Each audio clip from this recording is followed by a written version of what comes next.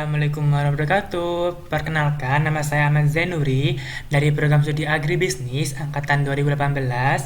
Di sini saya diberi kesempatan oleh Divisi Informasi dan Komunikasi atau Infokom untuk sharing bersama teman-teman semua mengenai pengenalan tools CorelDRAW X7. Pertama-tama, buka aplikasi CorelDRAW-nya ya. Kemudian akan muncul tampilan seperti ini. Nah, teman-teman klik new document untuk membuat lembar kerja baru. Untuk open design ini untuk membuka dokumen yang telah kita desain sebelumnya. Setelah kita klik new document akan muncul tampilan seperti ini, teman-teman. Di sini ada name untuk memberikan nama pada file lembar kerja kita. Di sini kita kasih nama Himagi aja ya. Kemudian di sini ada size. Nah, di sini teman-teman bisa memilih ukuran sesuai dengan keinginan teman-teman. Ada A4, A5, A6 dan sebagainya. Di sini kita menggunakan A4 aja ya. Kemudian ada number of page. Di sini kita bisa mengatur berapa halaman yang kita butuhkan untuk mengedit. Di sini kita menggunakan satu halaman saja. Kemudian ada primer color mode. Nah, di primer color mode ada dua macam warna, teman-teman. Ada RGB dan ada juga JMYK. Untuk perbedaannya sendiri, kalau RGB digunakan untuk desain grafis, sedangkan JMYK seringkali digunakan untuk pembuatan percetakan. Contohnya nih, jika teman-teman ingin membuat pamflet yang di-share di sosial media, maka teman-teman cukup menggunakan RGB saja. Namun, jika teman-teman ingin membuat banner, kemudian dicetak, bisa menggunakan JMYK. Kemudian ada rendering resolution. Nah, rendering resolution ini digunakan untuk menentukan resolusi gambar yang akan kita buat. Semakin besar angka resolusinya, maka semakin detail juga hasil gambarnya. Dan juga semakin besar ukuran file gambarnya. Begitu juga sebaliknya, teman-teman. Di sini kita memakai 300 dpi aja ya. Kemudian yang ini diabaikan semua. Kemudian klik OK.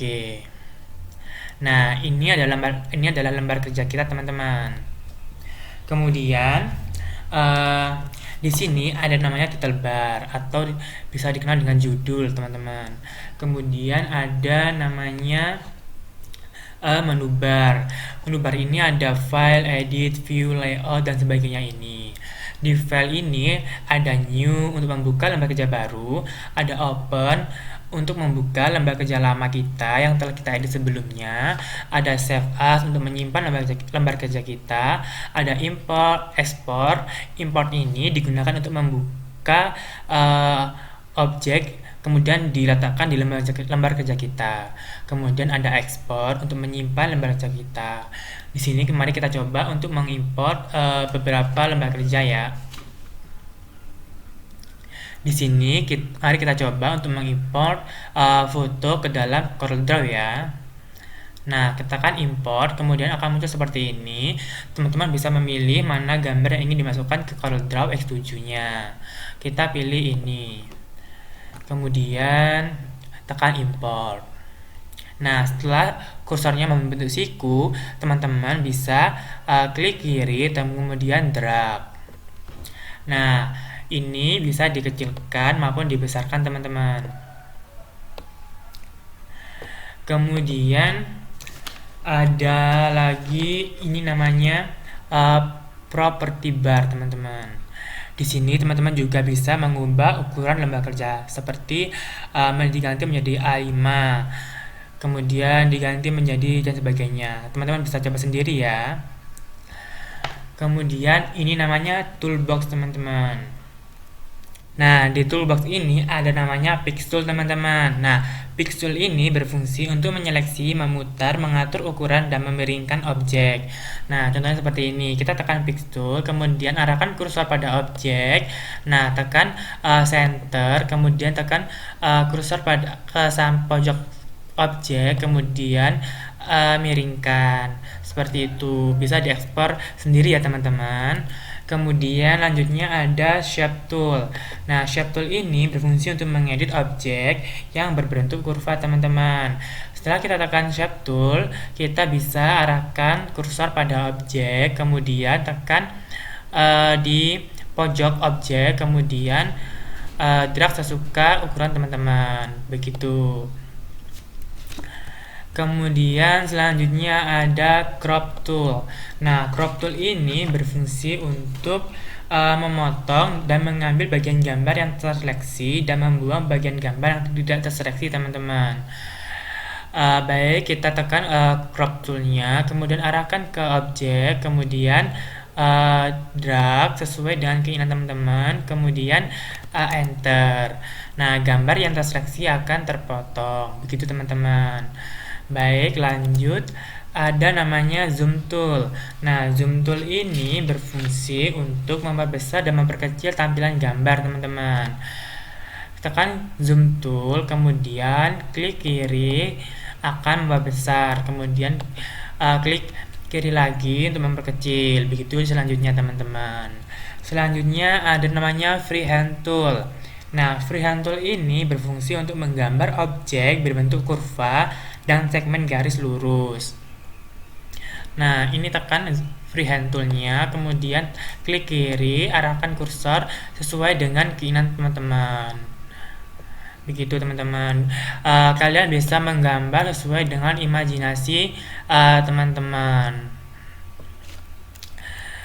Selanjutnya ada namanya Artistic Media Tool. Nah, Artistic Media Tool ini berfungsi untuk menambahkan brush, menyemprot, serta menambahkan efek kaligrafi dengan menggunakan freehand stroke. Sama dengan freehand tool tadi, cuman ini ada efek kaligrafinya, teman-teman, seperti 3 dimensi, seperti itulah. Setelah kita menggambar sesuai dengan imajinasi kita, maka berbentuk seperti ini, seperti kayak 3 dimensi, seperti itulah, teman-teman. Baik, kita hapus. Selanjutnya ada rectangle tool. Nah, rectangle tool ini berfungsi untuk membuat gambar berbentuk persegi. Setelah kita tekan rectangle toolnya, arahkan kursor, kemudian drag, maka gambar akan berbentuk persegi sesuai dengan keinginan kita, entah persegi maupun persegi panjang, seperti itu. Baik, selanjutnya ada ellipse tool. Nah, ellipse tool ini berfungsi untuk membuat objek bentuk lingkaran. Sama dengan rectangle tool tadi, tekan ellipse toolnya, kemudian klik kiri, kemudian drag. Nah, untuk sebagai informasi saja, untuk teman-teman yang ingin membuat lingkaran secara penuh, maka teman-teman bisa menambahkan dengan tekan CTRL atau Ctrl, kemudian klik kiri, kemudian drag, maka lingkaran akan menjadi lingkaran penuh, teman-teman. Nah, kita hapus ya. Baik, selanjutnya ada namanya polygon tool. Polygon tool ini untuk menggambar objek bentuk poligon atau segi 6, segi 5 dan sebagainya. Nah, di sini kita dapat mengatur jumlah seginya, entah segi 7 misalnya. Terus kita drag, maka akan terbentuk objeknya. Begitu, teman-teman. Nah, di sini juga ada namanya outline. Dan ini outline ini juga bisa kita pilih tebal tipisnya outline, seperti itu. Baik, kita hapus, kemudian lanjut ke text tool. Nah, text tool ini berfungsi untuk membuat teks atau tulisan, teman-teman. Nah, teman-teman bisa tekan text tool, kemudian arahkan yang ingin ditulis, kemudian teman-teman bisa menulis sesuka hati dan keperluan teman-teman, seperti itu. Baik, kita hapus, kemudian lanjut ke dimension flyout atau dimension parallel dimension tool. Nah, parallel dimension tool ini berfungsi untuk membuat garis dengan ukuran dimensi miring, seperti itu, teman-teman. Jadi seperti ini. Nah, garis ini akan lurus tapi nggak akan belok-belok gitu loh, seperti itu. Baik, kita hapus, lanjut. Kemudian ada track line connector. Nah, ini bisa menghubungkan objek satu dengan objek lainnya, seperti itu, teman-teman. Kita buat objek lingkaran ya.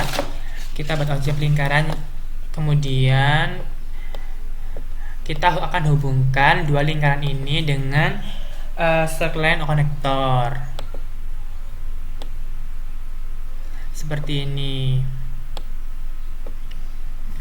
Nah, seperti ini teman-teman. Jadi lingkaran ini akan terhubung satu dengan yang lainnya. Seperti itu. Oke, baik, lanjut. Kemudian ada namanya drop shadow tool. Nah, jadi drop shadow tool ini berfungsi untuk memberikan bayangan sehingga objek terlihat timbul seperti itu. Nah, kita buat objek lingkaran lagi, kemudian kita pilih warnanya misalnya hijau teman-teman. Kita pilih hijau. Nah, kita hapus outline-nya biar tidak ada hitam-hitam di pinggir.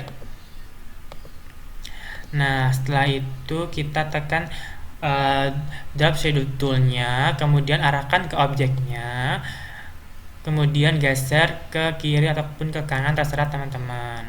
Nah, seperti itu teman-teman. Kemudian lanjut lagi ada namanya transparansi tool. Nah, transparansi tool ini berfungsi untuk membuat objek menjadi transparan. Kita tekan transparansi toolnya, kemudian arahkan kepada objeknya, kemudian kita atur transparansinya seperti itu. Kita Ctrl Z, kemudian lanjut ke color airdrop tool. Nah, color airdrop tool ini berfungsi untuk memilih warna teman-teman. Jadi misalnya kita buat objek baru. Nah, kita misalnya tekan color airdrop toolnya, kita pilih warna ini teman-teman. Terus kita arahkan ke objeknya. Nah, seperti ini, maka objek akan terwarnai sesuai dengan yang kita pilih tadi. Seperti itu. Baik, lanjut ke interactive fill tool. Interactive fill tool ini berfungsi untuk memberikan warna dengan gradasi fill seperti itu. Nah, kita tekan interactive fill toolnya, kemudian kita arahkan ke objeknya yang kita ingin gradasi. Nah, seperti ini. Mari kita atur seperti ini. Nah, ini juga bisa dirubah di sini. Kita pilih warna pink misalnya. Nah, seperti ini teman-teman. Kemudian lanjut di Smart Fill Tool. Smart Fill Tool ini untuk membuat objek dari dua gambar yang tumpang tindih dan menerapkan objek tersebut. Jadi kayak mengkopas gitu teman-teman. Kita pilih Smart Fill Tool-nya, kita arahkan ke objeknya. Nah, seperti ini teman-teman. Tekan Pick Tool lagi, terus kita arahkan ke samping. Jadi ukurannya akan sama seperti itu teman-teman. Kita hapus, kemudian misalnya ini kita udah membuat desain lingkaran ini, terus kita akan mau menyimpan atau mengekspornya nih teman-teman. Kita bisa tekan Ctrl E untuk mengekspor, atau bisa juga ditekan di file kemudian ekspor. Nah, setelah muncul tampilan seperti ini, teman-teman bisa memberikan nama filenya. Misalnya namanya itu lingkaran. Kemudian lingkaran. Kemudian teman-teman bisa menyimpannya di tipe filenya, misalnya ke JPG, PNG, PDF dan lain sebagainya. Di sini saya mau menyimpannya di file PNG. Nah, setelah itu kita tekan ekspor, teman-teman. Nah, setelah muncul tampilan seperti ini, teman-teman tinggal klik OK. Seperti itu. Nah, setelah itu mari kita buka di mana filenya tadi. Di mana tadi? Di sini teman-teman. Sudah jadi desainnya. Ini contoh desainnya ya. Kalian bisa mengeksplor kemampuan teman-teman sendiri. Nah, sekian yang saya dapat sampaikan. Mohon maaf apabila ada penyampaian yang kurang jelas. Jika ada yang ingin ditanyakan, silakan bertanya di kolom komentar atau menghubungi kakak-kakak Infocomnya ya. Terima kasih.